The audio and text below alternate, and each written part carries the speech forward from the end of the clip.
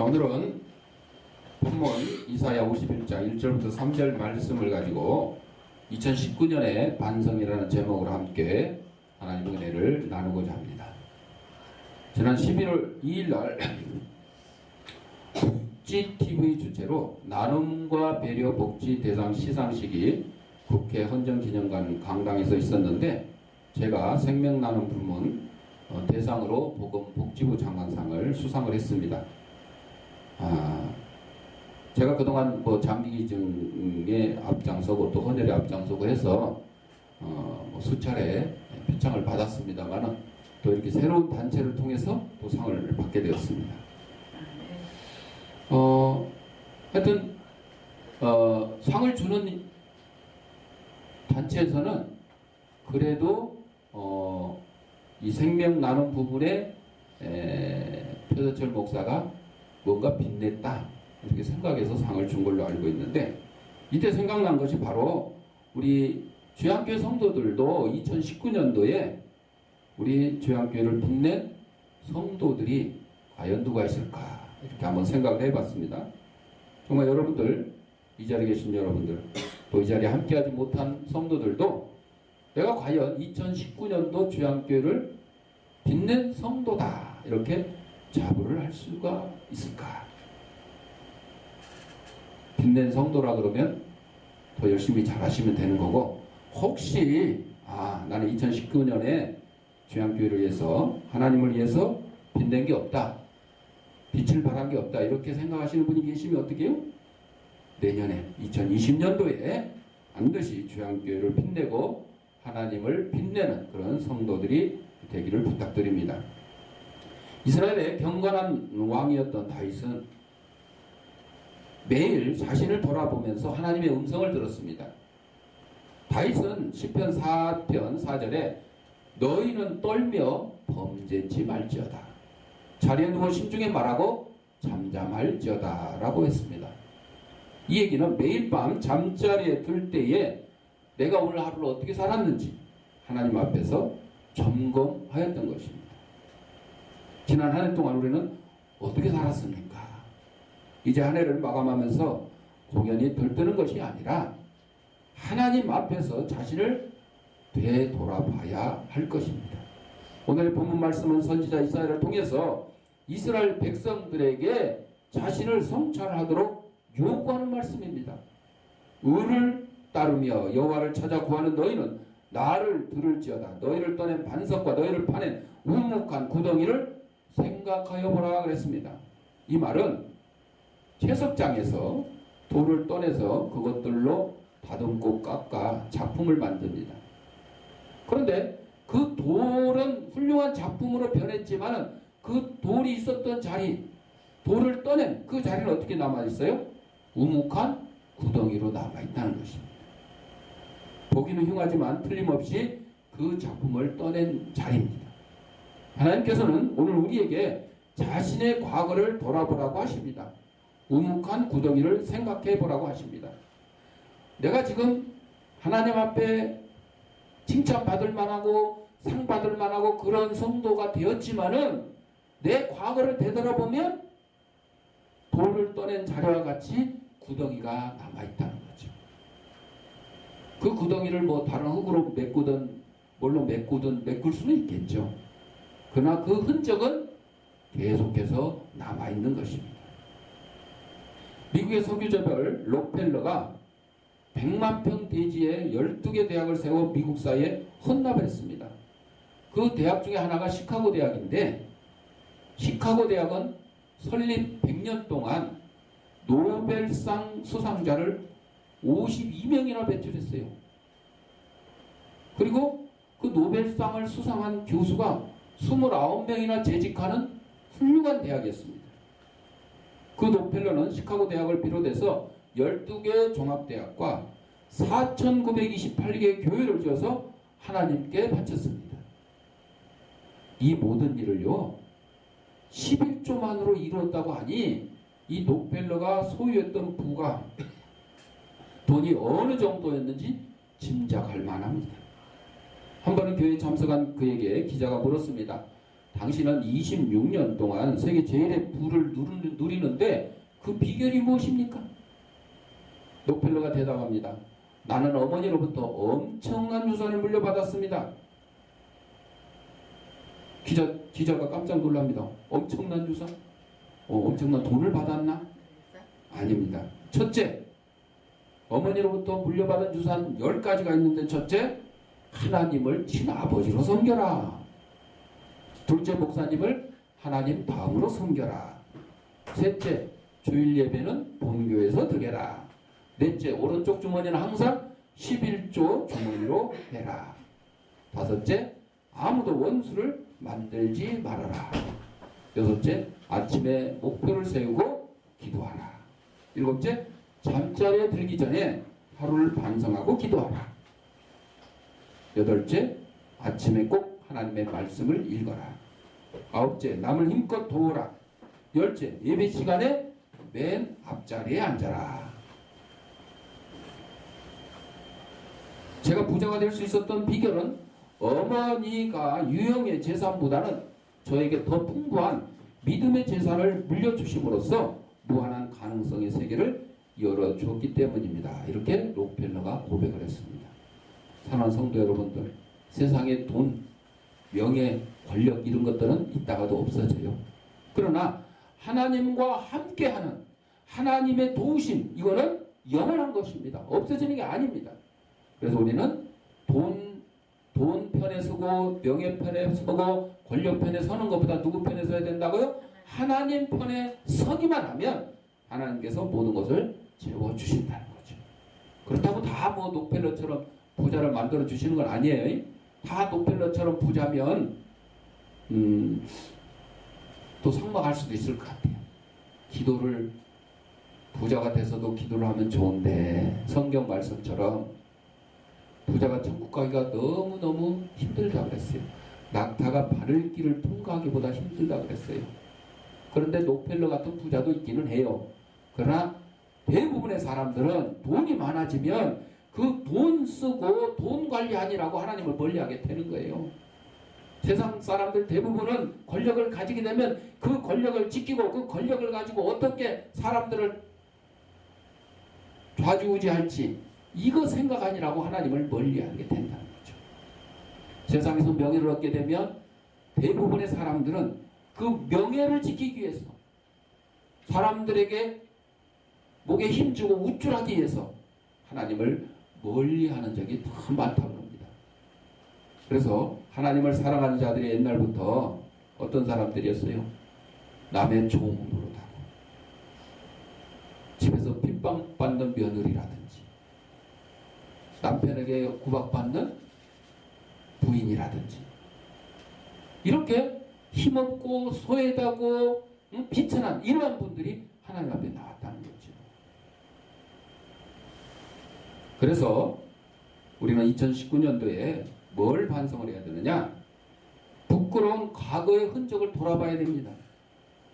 사람이 늘 과거에 매여 있는 것도 문제지만 맨날 내가 뭐 왕년에 뭐 어쨌고 내가 왕년에 뭐 큰 회사 사장이었고 뭐 노숙자들도 그래요. 서울역 지하도에 가면 노숙자들도 모여서 하는 소리가 소주 한 잔 따라놓고 내가 왕년에 말이야 어디 회사 사장이었는데 어쩌고저쩌고 직원이 몇 명이었는데 그런 거 다 소용이 있어요? 지금은 소용이 없어요. 소용이 없어요. 이렇게 늘 과거에 매여 있는 것도 문제지만 자신이 지난날 어떻게 살아왔는지를 전혀 돌아볼 줄 모르는 것도 큰 문제예요. 개구리가 뭘 생각을 못한다고? 올챙이죠. 개구리도 옛날에 올챙이였어요. 그러니까 지금 내가 노숙자지만 옛날에 왕년에 뭐 회사 사장이었다 이런 소리는 할 필요가 없어. 반대로 내가 지금 큰 회사 사장이지만 옛날에 나도 열심히 구두 닦기 하면서 고물 주워가면서 이렇게 해서 열심히 해가지고 오늘날 이런 회사를 세웠다. 이런 과거는 잊어먹으면 안 된다는 거죠. 특별히 자신의 잘못을요 가끔 되돌아볼 줄 알아야 돼요. 하나님 앞에 지은 죄를 회개하고 용서받았으면 그것을 막 평생 기억할 필요는 없어요. 평생 죄책감을 가질 필요가 없어요. 하나님 앞에 회개했으면 그냥 끝나는 거예요. 그런데 그거를 죄책감이 아니라 나를 되돌아보는 그런 시간으로 한 번씩 내가 왕년에는 정말 이런 죽을 죄인이었구나. 정말 부족한 사람이었구나.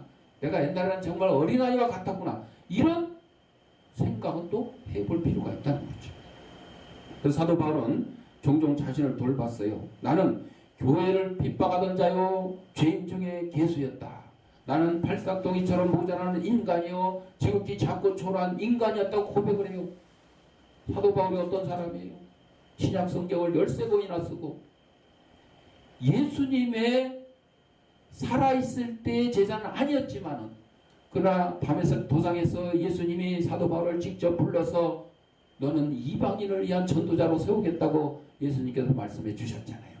그래서 자기는 예수님을 직접 살아생전에 만난 사도는 아니었지만 그래도 자기는 사도다 이렇게 하고 복음을 들고 온 세계에 전하는데 그 당시에 로마가 전 세계의 3분의 1 이상을 지배하고 있었기 때문에 이 로마를 통하면 복음 전하기가 쉽겠다 이렇게 하고 로마에 가서까지 가서 복음을 전하는데 평범하게 가지 않았어요. 어떻게 갔어요?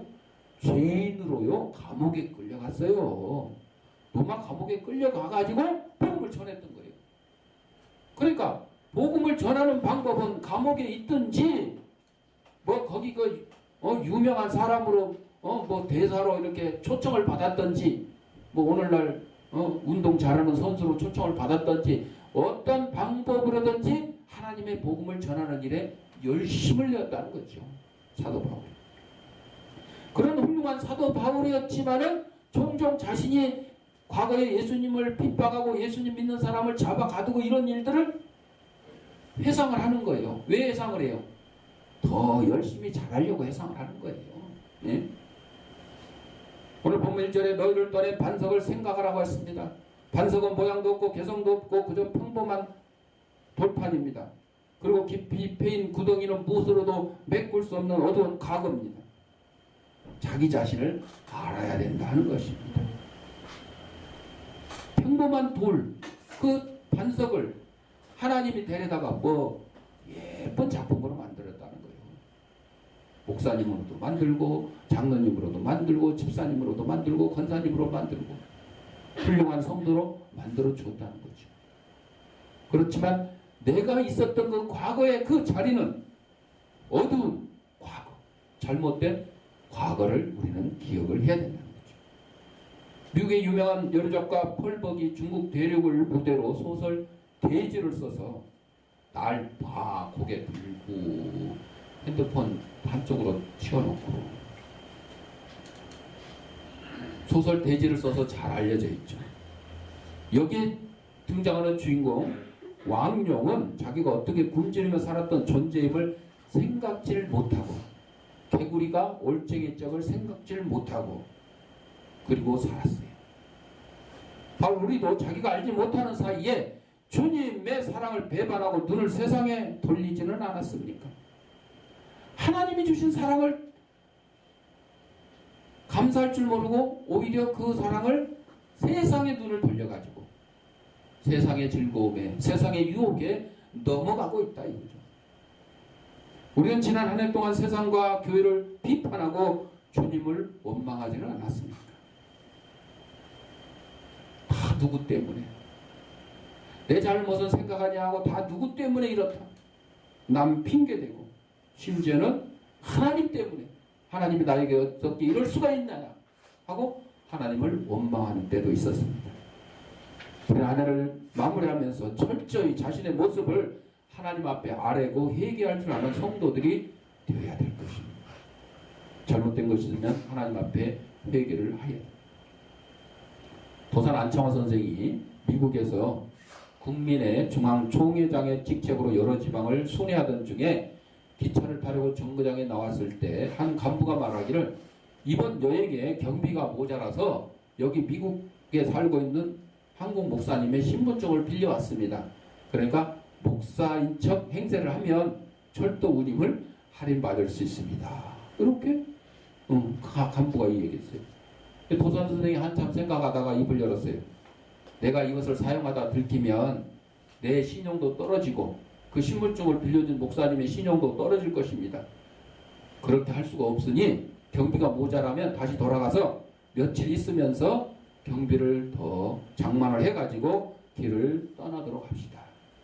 아마도 도산 선생은 마음속으로 자신과 목사님의 신용도보다는 신용 본위 사회인 미국에서 한국인의 신용도가 떨어질 것을 먼저 떠올릴 것입니다.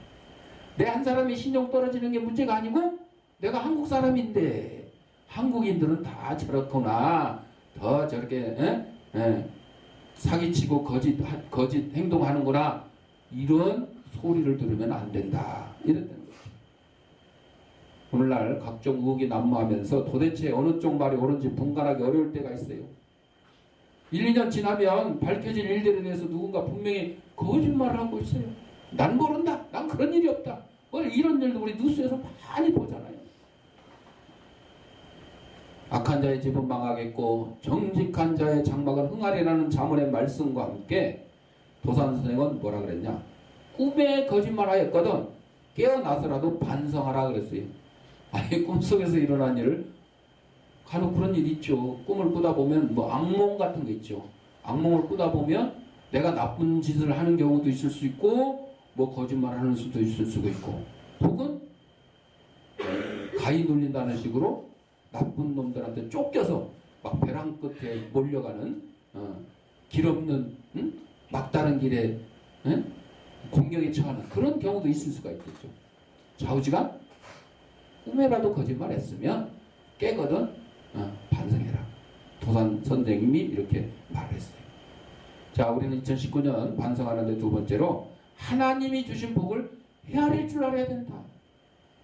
2절에 너희 조상 아브라함과 너희를 생산한 사례를 생각하여 보라. 아브라함이 혈혈단신으로 있을 때 내가 푸르고 그에게 복을 주어 창성케 하였느니라. 하나님께서 아브라함에게 복을 주었어요. 우리는 누구나 자신이 당한 슬픈 일을 잘 기억합니다. 고통이나 불행의 날수를 계산하는데 익숙합니다. 자기를 섭섭하게 한 사람과 그 일들을 잊어버리지 않고 꼼꼼히 치부합니다. 그래서 여러분, 내가 남에게 돈을 빌린 것보다 남에게 돈 빌려준 거를 더 기억을 잘해요. 성경에도 나와 있어요. 1만 달란트 빚진 자가 왕한테 빚을 져가지고 왕이 아주 혼내주려고 불렀는데 불쌍히 여겨가지고 탕감해 줬어요. 그랬더니 길 가다가 자기한테 1만 달란트가 아니라 500데나리온이가 조그만 돈을 빚진 사람을 만났어요. 그랬더니 멱살 잡고 너 돈 내놔, 돈 내놔. 감옥에 갖다 집어넣었어. 왕이 그 소식을 듣고 어떻게 했어요? 처음에 용서해줬던 거를 취소하고 다시 그 사람을 혼내줬다는 그런 얘기가 있죠. 그런 것처럼 우리도 그래요. 남한테 돈 얼마 빌려 쓴 거는 기억을 잘 못해. 그러나 내가 누구한테 해놨다가 돈 내놓으라고, 빚 갚으라고 독촉을 하는 경우도 있죠. 저도 옛날에는 수첩에다가 빌린 돈, 빌려준 돈 이렇게 해가지고 누구한테 얼마를 빌렸고 누구한테 얼마를 빌려줬고 이렇게 적어가지고 정리를 한 적이 있었어요. 옛날에. 근데 언제부터 그거를 없애버렸어요. 안 했어요. 왜? 성경 말씀대로 우리가 살아가려고 그러면요, 성경에 뭐라 그랬냐? 남에게 빌린 게 있으면 어떻게 하라 그랬어요? 반드시 갚는데 뭐까지 쳐서? 이자까지 쳐서 갚으라 그랬어요. 반대로 남에게 빌려준 것이 있으면 어떻게 하라 그랬어요?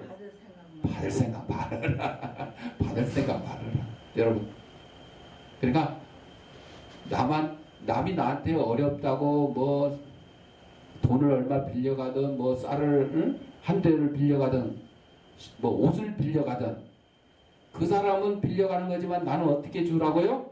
그냥 주라고요. 빌려준 게 아니라 그냥 주라고요. 거저주라 그랬죠. 거저주라 그랬어요. 왜? 우리의 가진 모든 것들이 하나님께서 다 우리에게 어떻게 주셨어요? 거저 주셨잖아요. 거저 주셨잖아요. 내가 열심히 노력해서 돈 벌었는데 아무리 노력해도 하나님이 주시지 않으면 돈벌이가 안 돼요. 여러분, 농사 짓는다고 해서 다 뭐 풍년 들어요? 아니에요. 열심히 농사를 지었는데 홍수가 나고 태풍이 불어서 농사를 망가뜨리는 경우가 참 많잖아요. 뭐 공장은 뭐 아이고 뭐 태풍 홍수 관계없어요. 공장은 아무 이상 없어요? 아니에요. 갑자기 공장에 불이 날 수도 있고 폭발할 수도 있고 사고가 납니다. 그제 뭐 광양제철에 뭐 작업하다가 폭발 나가지고 막 통이 막 날아갔잖아요. 응? 쇳덩어리가 그 근처에 있는 이순신 대교 가가지고 막 박히고 그래서 차량 통행을 막 금지하고 이런 일도 있었잖아요. 여러분, 우리가 아무리 열심히 해도요, 하나님께서 허락해 주시지 않으면 복을 누릴 수가 없다는 겁니다. 그걸 기억을 해야 돼요. 우리가 한 해를 마감하면서 지난 한 해 동안 하나님이 우리에게 베풀어 주신 은혜와 복을 하나하나 곰곰이 생각하고 감사하는 성도들이 돼야 돼요. 우리가 어떤 현실적인 어려움에 봉착하였어도 하나님의 복받은 백성임을 잊지 말아야 됩니다. 하나님 교회 일꾼 삼아 주신 것을 잊지 말아야 됩니다. 우리가 죄인이었으나 예수님의 은혜로 구원받아 하나님의 자녀가 된 복을 기억하고, 아니 나는 돈도 못 벌었고 뭐 건강하지도 못하고 뭐 잘생기지도 못하고 공부도 못하고 이렇게 따지고 있으면요 복받은 게 없을 것 같아요. 그러나 한 가지만이라도 예수님 믿고 구원받은 복, 이 귀한 복, 이거 기억해야 돼요. 오늘까지 일용할 양식과 신령한 말씀으로 함께 하신 복을 잊지 말아야 됩니다. 지난 한 해 동안 우리에게 베풀어 주신 은혜가 또한 놀랍습니다. 우리가 모두 최선을 다하지 못하였음에도 하나님 우리에게 선하고 아름다운 것으로 채워주셨음을 믿어야 될 겁니다. 제가 여러 번 얘기했습니다만 어느 며느리가 시어머니로부터 교회 다닌다고 핍박을 받으니까 며느리는 열심히 찬송을 부르면서 하나님께 간구하는 거죠. 시어머니가 나를 구박을 하더라도 주님이 나와 함께 하신다. 그래서 찬송가 395장 너 시험을 당해 범죄치 말고, 이 찬송을 불러요. 근데 시어머니가 들으니까 시험을 당해가 아니라 너 시험이 당해 너 시험이 당해 범죄치 말고 너 연기를 다해 곧 물리치 마. 저런 며느리가 뭐 시어머니를 물리치라고? 이렇게 들은 거예요. 그때 동네 사람이 마시러 왔어요. 그러자 며느리를 흉을 보면서 얘기해요. 그때 또 찬송가 359장 부릅니다. 예수가 함께 계시니 시험이 오나 겁없네를 시험이 오나 겁없네. 저 들어봐요. 이 며느리가 이렇게 못했어요. 시험이가 와도 겁이 없대요. 시어머니가 야단을 치면 조용히 반성할 것이지 저게 지금 웬 반항한다고 노래 부르고 있어요. 이렇게 이제 오해를 했다는 얘기가 있어요. 여러분, 맞습니다. 뭐 오해할 수는 있겠죠. 그렇지만 중요한 거는 시어머니가 구박을 해도 며느리는 찬송하면서 주님을 의지하고, 지금 시어머니가 주신 구박보다 하나님이 주신 은혜가 더 크다, 이거를 기억하는 거죠. 그래서 마지막으로 우리는 기쁨과 감사로 새해를 맞이해야 된다는 거죠. 오늘 3절에 대전하 여호와가 시온을 이루하되 그 모든 황폐한 곳을 이루하여 그 광야로 에덴 같고 그 사막으로 여호와의 동산 같게 하였나니 그 가운데 기뻐함과 즐거움과 감사함과 창하는 소리가 있으리라 말씀하셨습니다. 이 말씀은 하나님의 기대를 포함한 예언의 말씀입니다. 우리의 지난날에 아무리 부끄러운 과거가 있다 하더라도 솔직하게 주님의 십자가 앞에 나와서 회개하면 우리의 잘못은, 우리의 죄는 흰눈같이 양털같이 될 것이라고 말씀했습니다. 사도 바울은 이미 지나간 것은 잊어버리고 새로운 표대로 향하여 전진한다고 했습니다. 여러분, 아까 돈 얘기했지만요, 남한테 돈 빌려준 거를 받으려고 막 전화하고 쫓아다니고 이렇게 하는 것보다 차라리 그거 잊어버리고 그 시간에 다른 일에서 돈 버는 게 훨씬 더 수입이 많아져요. 응? 그런데 그거를 모르고 악착같이 그냥 돈 떼먹은 놈 잡으러 가려고 쫓아다니고 뭐하고 경찰서에 고발을 하고 막 이렇게 하는데 그럴 필요가 없어요. 그럴 필요가 없어요. 여러분들. 그래서 우리의 지난날의 부끄러운 과거 다 잊어버리세요. 잊어버리세요. 그리고 하나님이 주신 복이 더 크다. 하나님이 주신 은혜가 더 크다. 그렇게 하면서 기쁨과 감사의 생활을 해야 돼요. 응? 하나님은 사랑과 긍휼이 풍성하십니다. 우리가 자신의 이치를 알고 지난 과거의 초라함을 깊이 인식하고 오늘까지 인도하신 하나님의 복을 헤아릴 줄 안다 그러면 하나님께서도 모든 황폐한 곳을 에덴같이 복구하여 주심으로 주의 백성을 이루어야 것이라고 말씀하십니다. 하나님의 사랑과 긍휼을 믿으십시오. 그리고 새해에는 더 큰 은혜와 복이 임할 것을 믿고 기쁨과 감사와 찬양으로 새해를 맞이하는 저와 여러분이 되시기를 바랍니다. 기도하겠습니다.